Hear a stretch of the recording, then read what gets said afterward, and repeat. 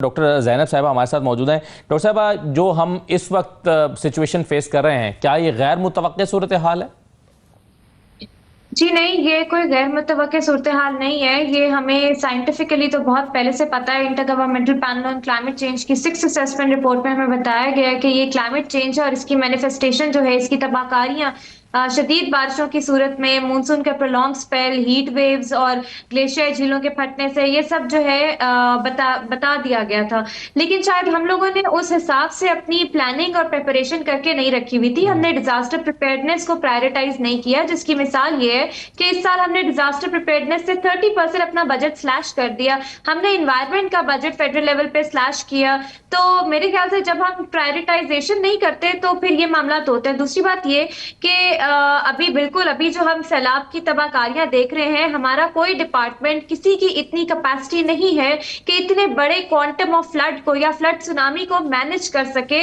अभी भी आपकी गवर्नमेंट रिलीफ और रेस्क्यू को प्रायोरिटाइज कर रही है, बहुत अच्छा काम कर रही है, लेकिन ये इस तरह से सैलाब की तबाहकारियां आने वाले सालों में भी आएंगी। अगर अभी हम लोगों ने इसको फौरी तौर पे कुछ चीजें इन्फोर्स नहीं की, कुछ एक्शंस नहीं लिए, तो it's going to create a lot of mess. हमारा जीडीपी किधर चला गया? अभी तो देखिए कितनी फसलें, पानी खड़ा है तो आप तखमीना क्या नहीं लगा सकते एस्टिमेट कि कितना नुकसान हो रहा है। पानी जब उतरेगा तो आपको सबसे ज्यादा बड़ा बहरान फूड इनसिक्योरिटी की शक्ल में नजर आएगा, महंगाई बढ़ जाएगी और आपका जीडीपी किधर से किधर चला गया। इट्स अ बिग क्राइसिस जिसमें हम इस वक्त घिरे हुए हैं बिकॉज ऑफ क्लाइमेट चेंज और अपनी मिस गवर्नेंस और मिस प्लानिंग की वजह से।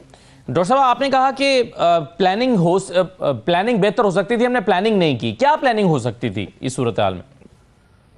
देखिए, आपकी एक अप्रोच होती है, उसको कहते हैं एंटीसिपेटरी अप्रोच। उसमें आप हर तरह का, अब जैसे रावी के उस पे इंक्रोचमेंट देख लें, दरिया के अंदर करके तो हाउसिंग सोसाइटीज को एनओसी इशू हो गए, ठीक है। उसके बाद और हमारे ये वो दरिया हैं जिसमें हमें पता है कि इंडिया पानी छोड़ सकता है, आबी जारियत कहें या वो भी मजबूर है क्लाइमेट चेंज की वजह से पानी छोड़ने में, तो ये हमें पता था। उसके बावजूद हमने ये नहीं देखा। फिर हमने देखा कि आपके जो जंगलात हैं नॉर्थ में है ही नहीं, पहाड़ों पे मौजूद ही नहीं है, जिसकी सबसे बड़ी मिसाल आपको तब मिली जब ग्लेशियाई झीलें फट के गिलगित में आई हैं और नीचे सिर्फ गारा आया है क्योंकि ऊपर जंगलात मौजूद नहीं है, फॉरेस्ट गवर्नेंस है नहीं। उससे पहले आपका सवाल टूरिस्ट का वाकया हो गया कि आपकी प्रिपेयर्डनेस का लेवल क्या है, कि आप आगाही मुहिम उस तरह से करते ही नहीं है कि आपके साउथ से टूरिस्ट नॉर्थ में ट्रेवल कर रहे हैं, डिस्पाइट द फैक्ट कि मानसून का सीजन है, वहां पे इस किस्म के मामला हो सकते हैं। क्लाइमेट इमरजेंसी का निफाज अभी तक हमारे मुल्क में नेशनल लेवल पर नहीं हुआ। हम रेन इमरजेंसी लगाते हैं और समझते हैं कि इससे सब कुछ मैनेज हो जाएगा।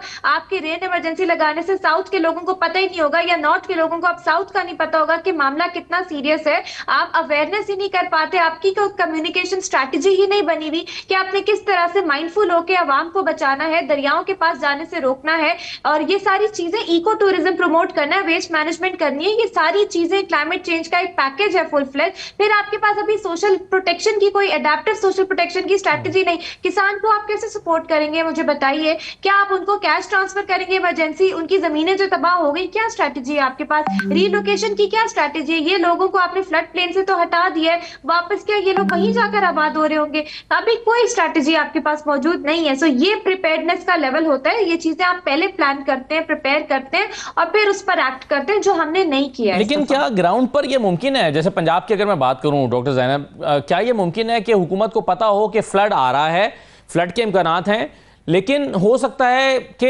इसका लेवल, इसकी शिद्दत ये ना हो जो हुकूमत एक्सपेक्ट कर रही है? तो क्या 1 महीना पहले से या चंद दिन पहले से लोगों को के इलाके खाली कराए जा सकते थे, उन्हें घरों से निकाला जा सकता था? कम्युनिटी क्या इसके लिए तैयार होती है? अभी सैलाब आने के बाद भी लोग रेजिस्ट कर रहे हैं, यानी एक आइडियल सिचुएशन हो सकती है। मैं पंजाब पाकिस्तान की बात कर रहा हूँ, पाकिस्तान के लोगों की मेंटेलिटी को ज़हन में रखते हुए क्या यह मुमकिन था गवर्नमेंट के लिए? देखिए, ये जो मिसट्रस्ट है ना एक आपकी कम्युनिटी का आपकी गवर्नमेंट पे, ये अभी का नहीं है, बहुत पहले का है। उसकी मेजर वजह ये है कि आपके पास कोई रिलोकेशन स्ट्रैटेजी मौजूद नहीं है। हर दफा सैलाब आता है, जब वो लोग वापस जाते हैं तो या उनकी जमीनों पे कब्जा हो गया होता है या उनके घरों से उनका इमलाक चोरी हो चुकी भी होती है। ये मिसट्रस्ट इस वजह से एग्जिस्ट करता है। दूसरी बात ये कि आप जब रिलोकेशन स्ट्रैटेजी बनाते हैं तो आप रियल एस्टेट सेक्टर और कंस्ट्रक्शन इंडस्ट्री को ऑन बोर्ड करते हैं, प्राइवेट सेक्टर को ऑन बोर्ड करते हैं कि अच्छा अब आपकी यहाँ पे हाउसिंग सोसाइटी जो है ये तो सैलाब की नजर हो गई, अगले साल ना हो तो इसके लिए क्या स्ट्रैटेजी है? इस आबादी को हम कहाँ रिलोकेट कर सकते हैं? गवर्नमेंट और प्राइवेट सेक्टर मिलकर बैठ के बात करते हैं। हमने किसी सैलाब में ये नहीं सीखा, क्या 2010-11 का था, क्या 2022 का था? अगर हमने सीखा होता तो आज आपके पास ये रीलोकेशन स्ट्रैटेजी मौजूद होती। आई कमेंड पंजाब गवर्नमेंट, उनका रेस्क्यू रिलीफ का एफर्ट बहुत जबरदस्त जा रहा है, लेकिन क्या इस चीज पे उनका फोकस है या नहीं है, मुझे इस बारे में कोई इंफॉर्मेशन नहीं है, क्योंकि ये एक और साइलेंट डिजास्टर को जन्म देगा। क्या आप बाद में इन लोगों के साथ आप इनको किस तरह से मैनेज कर रहे होंगे? क्या दोबारा वहीं पे वो ठीक लोग है, जा रहे होंगे? सही